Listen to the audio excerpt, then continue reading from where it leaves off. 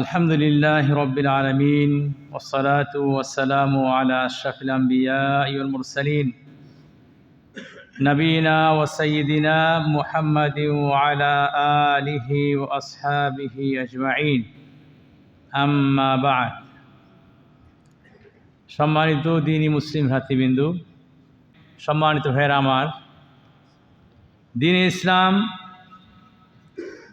নারীদের বিষয়টাকে অত্যন্ত গুরুত্ব দিয়েছে এবং পৃথিবীর অন্য কোনো আদর্শ বা কোনো ধর্ম নারীদেরকে যে সম্মান দিতে পারে নাই, দ্বীনে ইসলাম সে সম্মান দিয়েছে। প্রিয় ভাইয়েরা আমার, যদি আমরা লক্ষ্য করি তাহলে দেখব একজন নারীকে মা হিসেবে দ্বীনে ইসলাম কতটুকু সম্মান করেছে। আমরা দেখি সহিহ হাদিসে বর্ণিত হয়েছে, আন্না রাজুলান ক্বালা ইয়া রাসূলুল্লাহ মান আহাক্কুন নাসি বিহুসনি সুহবতি ইয়া রাসূলুল্লাহ। একজন সাহাবী এসে আল্লাহ রাসূলকে জিজ্ঞাসা করেন, বলেন, মান আহাক্কুন নাস বিহুসনি সুহবা, মানে আমার নিকট থেকে সবচেয়ে উত্তম আচরণ পেতে পারেন কে? সাহাবীর এই জিজ্ঞাসায় আল্লাহর রাসূল সাল্লাল্লাহু আলাইহি সাল্লাম তিনি বলেন, উম্মুক সুম্মা উম্মুক সুম্মা উম্মুক সুম্মা আবুক। আল্লাহর রাসূল বলেন, তোমার জীবনে সবচেয়ে সুন্দর আচরণ পাওয়ার হক রাখেন, অধিকার রাখেন যে মানুষটি, তিনি হলেন তোমার মা, তারপর আবারও তোমার মা, আবারও তোমার মা, এবং এর পরে হচ্ছে তোমার বাবা। তাহলে আমার সম্মানিত ভাইয়েরা, আমরা এখান থেকে বুঝতে পারলাম যে প্রতিটি মানুষ তিনি বাবা মার ঘরে জন্মগ্রহণ করেন,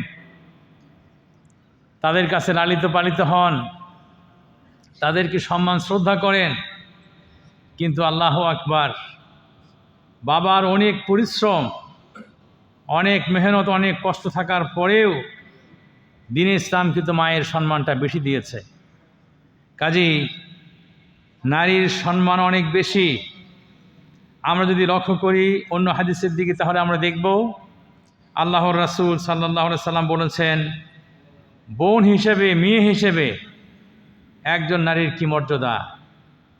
আল্লাহর রাসূল বলেন, মান আলা জারিয়াতাইনি হাত্তা তাবলুগা জা ইয়াউমাল কিয়ামাতি আনা ওয়া হুয়া ওয়া দাম্মা আসাবিআহু। আল্লাহর রাসূল সাল্লাল্লাহু আলাইহি সাল্লাম বলেন, যে ব্যক্তি দুজন মেয়েকে প্রতিপালন করল এবং তাদের প্রাপ্তা বয়স্ক হওয়া পর্যন্ত, আল্লাহর রাসূল বলেন, যে ব্যক্তি এই কাজটি করবে সেই ব্যক্তি এবং আমি, মানে আল্লাহর রাসূল, তিনি হাতের আঙ্গুলগুলো একত্রিত করে বলেন যে আমরা একসঙ্গে থাকব। আল্লাহু আকবার। কাজেই আমার সম্মানিত ভাইয়েরা, যারা আপনারা, যারা আমরা আমাদের বোনদেরকে লালিত পালিত করি, তাদের প্রতি যত্ন নেই, খেয়াল করি, মেয়েদের প্রতি যত্ন নেই, তাদের জন্য করে এখানে বিরাট একটি সুসংবাদ।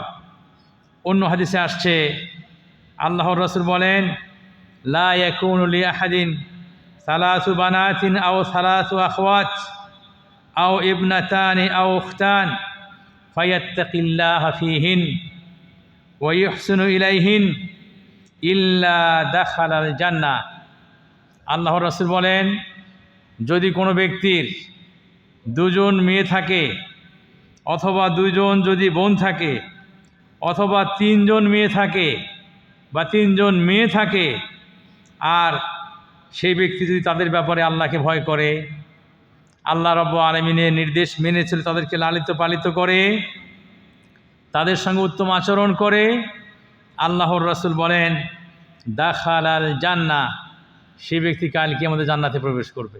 আল্লাহু আকবার, আল্লাহু আকবার। এটা কোনো ছেলের কথা বলা হয় নাই। ছেলেকে আপনি লালন পালন করলে পরে এই সওয়াব পাবেন, বরং মেয়ে বোন তাদেরকে যদি আপনি লালন পালন করেন, তাদের পিছনে যদি শ্রম দেন, সময় দেন, তাহলে পরে আপনার জন্য এই সুসংবাদ দ্বীনে ইসলাম আপনাকে দিয়েছে। সম্মানিত ভাইয়েরা আমার, অনুরূপভাবে আমরা যদি লক্ষ্য করি তাহলে দেখব নারী আবার কখনো কখনো নারী আবার স্ত্রী হয়ে যায়। জি, নারী শুধুমাত্র মাই থাকে না, নারী শুধুমাত্র মেয়ে এবং বোনই থাকে না, কোনো সময় নারী আপনার স্ত্রী। জি, ওই সময়ে নারীর কি হক, নারীর কি অধিকার দ্বীনে ইসলাম বলেছে। আল্লাহর রাসূল সাল্লাল্লাহু আলাইহি সাল্লাম তিনি বলেন, খায়রুকুম খায়রুকুম লিআহলিহি ওয়া আনা খায়রুকুম লিআহলি। আল্লাহ রাসূল বলেন, তোমাদের মধ্যে উত্তম মানুষ সেই যে ব্যক্তি তার ফ্যামিলির নিকটে, তার স্ত্রীর নিকটে উত্তম। আর আল্লাহ রাসূল বলেন যে আমি আমার স্ত্রীদের নিকটে উত্তম, আমি আমার স্ত্রীদের নিকটে ভালো মানুষ। আল্লাহ রাব্বুল আলামিন বলেন, ওয়াশিরুহুন্না বিল মা'রুফ, তোমরা স্ত্রীদের সঙ্গে উত্তম আচরণ করো, ভালো ব্যবহার করো। আমার সম্মানিত ভাইয়েরা, যখন আপনার স্ত্রীর সঙ্গে আপনার সাংসারিক জীবন চালাবেন, আল্লাহু আকবার, আল্লাহ রাসূল সাল্লাল্লাহু আলাইহি সাল্লাম তিনি আরও বলেছেন যে যখন কোনো মানুষ বিবাহ বন্ধন আবদ্ধ হতে চায়, আপনারা তো মাশাআল্লাহ অনেকে বিবাহ করেছেন, হয়তো ছেলেকে বিবাহ করাবেন, জি, অথবা আপনার নিকটে কোনো প্রস্তাব আসবে আপনার মেয়ের সঙ্গে বিবাহ দেওয়ার জন্য করে। আল্লাহ রাসূল সাল্লাল্লাহু আলাইহি সাল্লাম বলেন, ইযা জাআকুম মান তারদাউনা দীনাহু ওয়া খুলুকাহু ফানকিহু। আল্লাহ রাসূল বলেন, যখন তুমি এরকম প্রস্তাব পাও, কোনো ছেলের দিন ভালো আছে, চরিত্র ভালো আছে, তখন তার সঙ্গে তোমার মেয়ের বিবাহ দাও, তার সঙ্গে তোমার বোনের বিবাহ দিয়ে দাও। ইল্লা তাফআলু তাকুন ফিতনা, হ্যাঁ, যদি তোমরা এটা না করো তাহলে সমাজে ফিতনা হবে, ফাসাদ হবে। আর এরকমই তো ভাই, এখন দেখা যায় যে একদম পাত্র খুঁজতে খুঁজতে বাঁচতে বাঁচতে আল্লাহু আকবার মেয়ের বয়সী পার হয়ে যায়, যেটা অনুচিত, এটা ঠিক নয়। বরং রিজিক রুজির মালিক আল্লাহ রাব্বুল আলামিন, বারাকা তিনিই দেবেন। আপনি যদি দেখেন যে কোনো একটা ছেলে মানুষের দিন ভালো আছে, চরিত্র ভালো আছে, তাহলে তার সঙ্গে ইনশাআল্লাহ আপনার বোন, আপনার মেয়ের বিবাহ দিতে পারে। প্রিয় ভাইয়ের আমার, এই যে আপনি আবার বিবাহ দিচ্ছেন বা বিবাহ করছেন, জি, এখানে আবার দেখেন আল্লাহু আকবার, ছেলেরা যখন বিবাহ করবে তাকে মোহর দিতে হবে। জি, স্ত্রীকে মোহর দিতে হবে। আল্লাহ রাব্বুল আলামিন বলেন, ওয়াতুন নিসা সাদকাতিহিন্না নিহলা। আল্লাহ রাব্বুল আলামিন বলেন যে খুশি মনে তোমরা মেয়েদেরকে তাদের দেন মোহর আদায় করে দাও। আল্লাহু আকবার। এখানে কিন্তু কিছু অবশ্য এটা দ্বীনে ইসলামের নিয়ম। দ্বীনে ইসলামের নিয়ম হচ্ছে এটা যে খুশি মনে মেয়েদের মোহর তোমরা আদায় করে দাও। কিন্তু আমাদের সমাজের প্রচলন আছে কি, মোহর ঠিকই ধরে কিন্তু আদায় করে না, দেয় না, তাই কি না? সেই অপেক্ষায় থাকে যখন কবরমুখী হবে, মৃত্যু পথযাত্রী, এই সময়ে অমুকের মা বলে কাছে ডেকে নিয়ে বলবে যে তোমার পিছনে তো সারা জীবনটা সময় পার করলাম, আমাকে মাফ করে দাও। নাউজুবিল্লাহ। তো এই কাজ করা যাবে না ভাই, বরং আলহামদুলিল্লাহ আপনি বিবাহ করছেন, দ্বীনে ইসলামের হুকুম, আল্লাহ রাব্বুল আলামিন নির্দেশ দিয়েছেন, ওয়াতুন নিসা সাদকাতিহিন্না নিহলা। খুশি মনে আপনার স্ত্রীর যে দেনমোহর, এটা আপনাকে আদায় করে দিতে হবে। জি প্রিয় ভাইয়েরা আমার, তবে দেনমোহর খুব বেশি ধরতে হবে এরকমটা না। আজকাল আসলে খুব অশান্তি ভাই, পারিবারিক জীবনে মানুষের খুব অশান্তি। এখন যারা বিবাহ করছে তারাও শঙ্কায় থাকেন বিবাহ টিকবে কিনা। আবার দেখা যায় যে মেয়ে কি বিবাহ দেয়, বোন কি বিবাহ দেয়, শঙ্কায় থাকে এই বিবাহ টিকবে কিনা। নাউজুবিল্লাহ। বিবাহর আগে থেকে এরকম চিন্তা থাকে, তো এখন কি করার, দেন মোহর বেশি করে ধরে, 10 লাখ 15 লাখ, এটা অবশ্য আমি কম বললাম, 50 লাখ 60 লাখ, নাউজুবিল্লাহ। এটা নয়, বরং আপনার যতটুকু সামর্থ্য আছে, যতটুকু সাধ্য আছে, আপনার ভাইকে, ছোটো ভাইকে বিবাহ করাবেন, যতটুকু সামর্থ্য ততটুকু তিনি দেন মোহর দেবেন। এবং যারা বিবাহ করেন নাই আপনারা, তাদের উচিত দেনমোহর নগদ দিয়ে দেবেন ইনশাআল্লাহ। কি বলেন? দেনমোহর নগদ দিবেন, নগদ দিয়ে বিয়ে করে চলে আসবেন। বাকিটা কি কোনো কিছু নাই ভাই? সৌদি আরব থাকেন, আলহামদুলিল্লাহ সৌদি আরবে থাকেন, টাকা পয়সা ইনকাম করতেছেন। এখানে আমরা বিবাহ করছি 7.5 ভরি স্বর্ণ একেবারে নগদ, তখন দিয়ে দিয়েছি। এখনও যারা বিবাহ করবেন, যে যাই দেন, স্বর্ণ যাই দিবেন, টাকা যাই দিবেন, নগদ দিয়ে দিবেন, নগদ দিয়ে ইনশাল্লাহ বিবাহ করে ফেলবেন। জি প্রিয় ভাইরা আমার, আমরা বলতেছিলাম দ্বীন ইসলাম মহিলাদেরকে সম্মানিত করেছে, আমার মায়ের জাতিকে সম্মানিত করেছে, ইজ্জত দিয়েছে দ্বীন ইসলাম। প্রিয় ভাইরা আমার, শুধু তাই নয়, জি যখন যখন বাবা মারা যাবে, বাবার রেখে যাওয়া সম্পদে, মায়ের রেখে যাওয়া সম্পদে শুধুমাত্র ছেলেরা মালিক হবে না, মেয়েরাও মালিক হবে। জি মেয়েরা সেই সম্পদের হক হক রাখেন, তারা মালিক হবেন। আল্লাহ আকবার। প্রিয় ভাইয়ের আমার, এখন মানুষ বোনদের সাথে ভালো সম্পর্ক রাখে, হ্যাঁ ভালো ব্যবহার করে, কিন্তু ওই শেষে গিয়ে কি করতে চায়, বোনদের কাছ থেকে কোনো রকমভাবে নাম কি অস্তে কোনো সামান্য একটু কিছু দিয়ে লিখে নিয়ে নিতে চায় এবং তাদের কাছ থেকে মাফ নিয়ে নিতে চায় না, বরং আল্লাহ রাব্বুল বলছেন লিররিজালি নাসিবুম মিম্মা তারাকাল ওয়ালিদানি ওয়াল আকরাবুন ওয়ালিন্নিসাই নাসিবুম মিম্মা তারাকাল ওয়ালিদানি ওয়াল আকরাবুন মিম্মা কাল্লা মিনহু আও কাসুর নাসিবাম মাফরুদা। এটা আল্লাহর পক্ষ থেকে নির্ধারিত, আল্লাহ রাব্বুল পক্ষ থেকে এটা ফরজ। জি যখন পিতা মাতা মারা যাবে বা নিকটতম কোনো ব্যক্তি মারা যাবে, তার যদি ওয়ারিশ পুরুষ থাকে, পুরুষরা তার ওয়ারিশ হবে, যদি নারীরা থাকে, নারীরাও তাদের মতো করে ওয়ারিশ হয়ে যাবে। কাজেই নারীদের ভাগ, নারীদের যে হক, সে হক আদায় করতে হবে, তাদেরকে কোনোভাবেই বঞ্চিত করা যাবে না। বরং নারীদেরকে যদি কেউ বঞ্চিত করতে চায়, এটা কোনোভাবেই জায়েজ নয়। এই জন্য আল্লাহ নিকট থেকে জবাবদিহি করতে হবে। মানুষের টাকা মেরে খেলে পরে যেরকম আপনি আল্লাহর নিকটে কাল কিয়ামতে আটকে যাবেন, অনুরূপভাবে বোন এবং মেয়ের হক যদি কোনো ব্যক্তি না দেয়, সে ব্যক্তি আল্লাহর দরবারে কাল কিয়ামতে আটকে যাবে। কাজে আপনাকে এখন থেকে সে বিষয়টা চিন্তায় নিয়ে আসতে হবে। সম্মানিত ভাইয়েরা আমার, জি পুরুষ মানুষ মসজিদে আসে, নারীরা কি মসজিদে আসবে না? নারীরা মসজিদে আসবে। আলহামদুলিল্লাহ যারা সৌদি আরবে আপনারা আছেন, তারা দেখেন জুম্মার দিনে মসজিদে নারীরা আসে, তাই না? অনেক মসজিদে ওয়াক্তি নামাজে পর্যন্ত আসে। জি আমাদের দেশে নারীরা মার্কেটে যাবে কোনো সমস্যা নাই, বাজার করবে কোনো সমস্যা নাই, টাউনে যাবে সমস্যা নাই, শহরে যাবে সমস্যা নাই, কিন্তু মসজিদে যাওয়া যাবে না। নাউজুবিল্লাহ। ইসলাম বিরোধী কথা, এটা হাদিস বিরোধী কথা। আল্লাহর রাসূল সাল্লাল্লাহু আলাইহি সাল্লাম বলেন, লা তামনাউ ইমা আল্লাহি মাসাজিদ আল্লাহ। খবরদার, আল্লাহর ওই বান্দীদেরকে, নারীদেরকে মসজিদে যেতে তোমরা বারণ করো না, নিষেধ করো না, তাদেরকে মসজিদে যেতে দাও। জি তবে বাইরে ঘোরাঘুরি করা, বাইরে যাওয়া, আড্ডা দেওয়া, সেগুলোর জন্য করে আল্লাহ রাসূল বলেন অবুয়ুতুহুন্না খায়রুল লাহুন্না।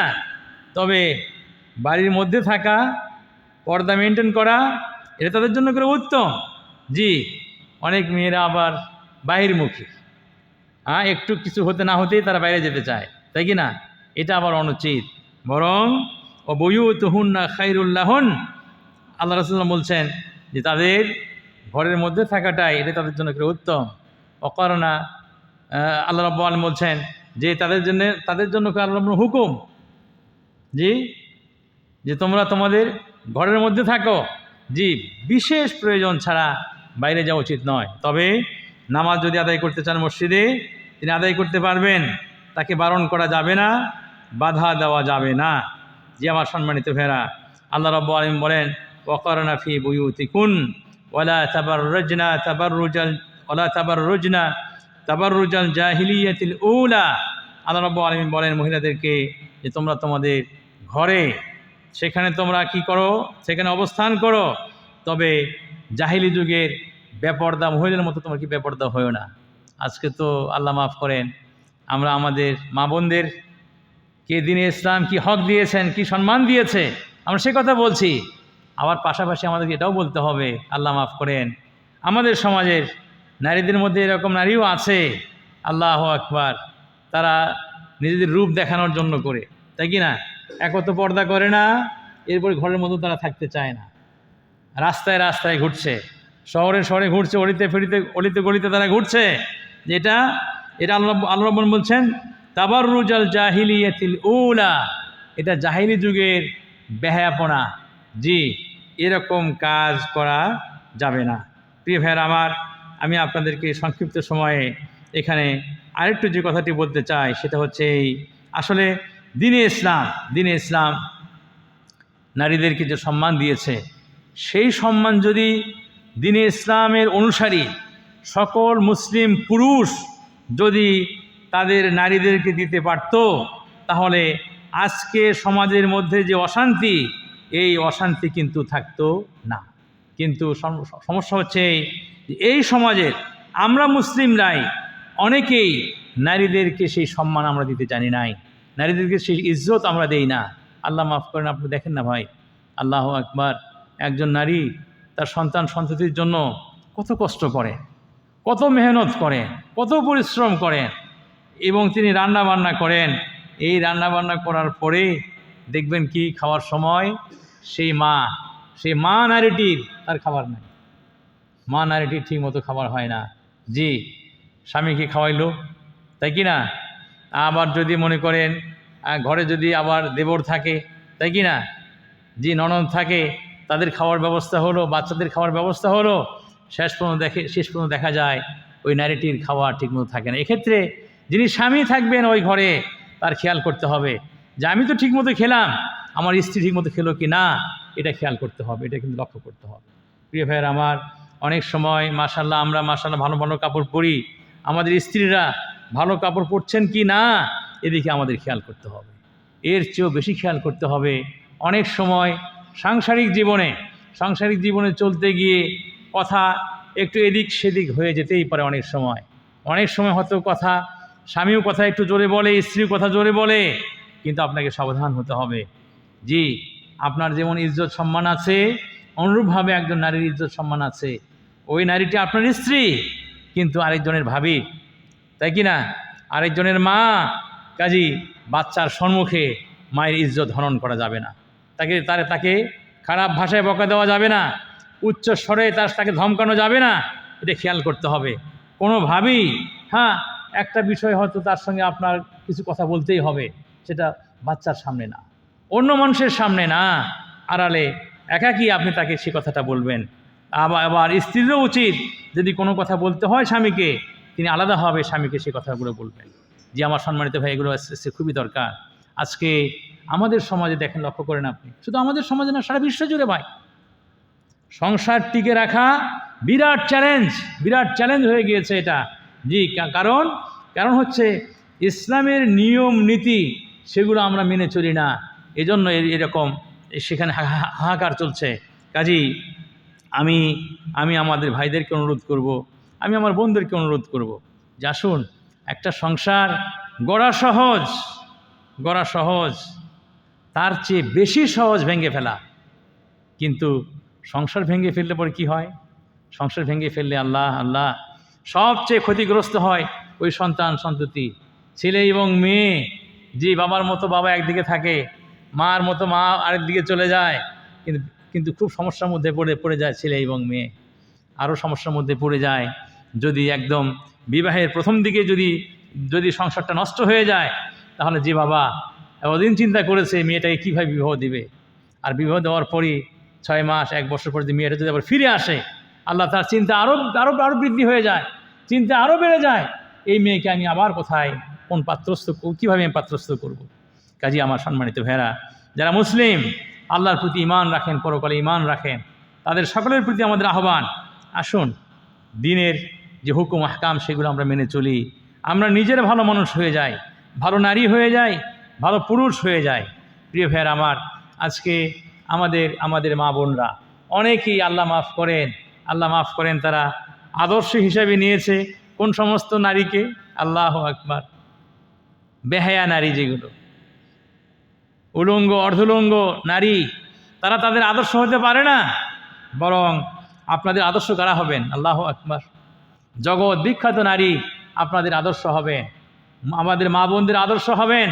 মা বোনদের আদর্শ হবেন ওই যে কে, মারিয়াম, খাদিজা, ফাতেমা, আসিয়া, তারা হবেন আদর্শ আমাদের মা বোনদের।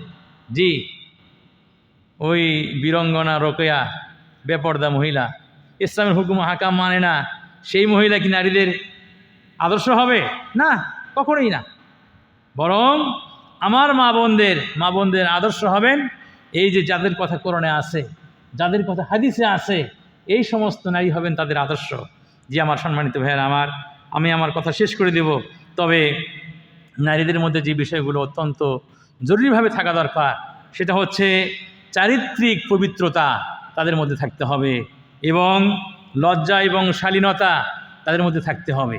জি, চরিত্র যদি ঠিক না থাকে, লজ্জা যদি না থাকে, শালীনতা যদি না থাকে, তাকে কেউ পছন্দ করে না।